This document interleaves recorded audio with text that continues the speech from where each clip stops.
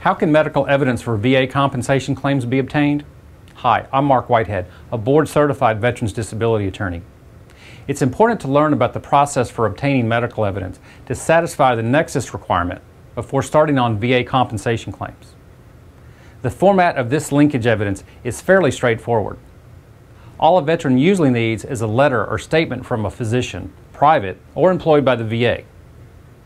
Occasionally, the linkage evidence will be provided by way of military medical records or physician in-person testimony.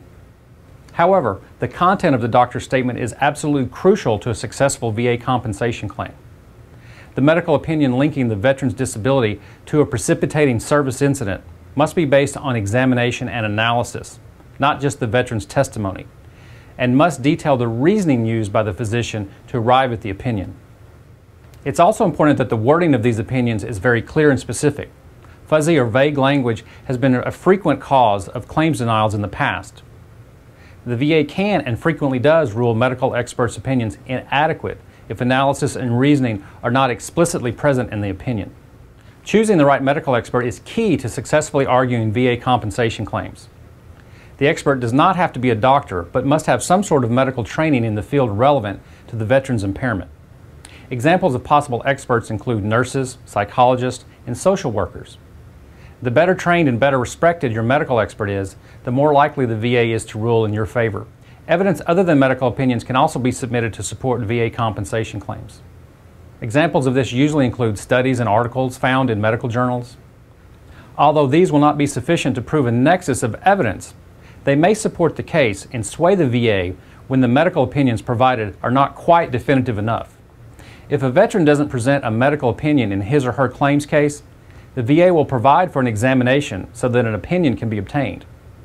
However, the VA will only do so if the veteran provides sufficient evidence of disability and of an incident in service that could have led to the disability. The VA will throw out the case if there's no reasonable way that an exam would lead to a favorable ruling. The VA can also rule that veterans providing medical opinions submit to an additional exam conducted by a VA physician. This usually happens when the VA is seeking to disprove a case.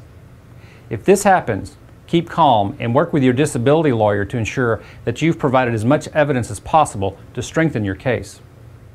Finally, it's possible to reapply for veterans benefits if your case is denied. Veterans who are reopening claims cases should be aware that new evidence will be required before the VA will revisit your case. The evidence necessary will depend on the reason you were denied veterans benefits in the first place.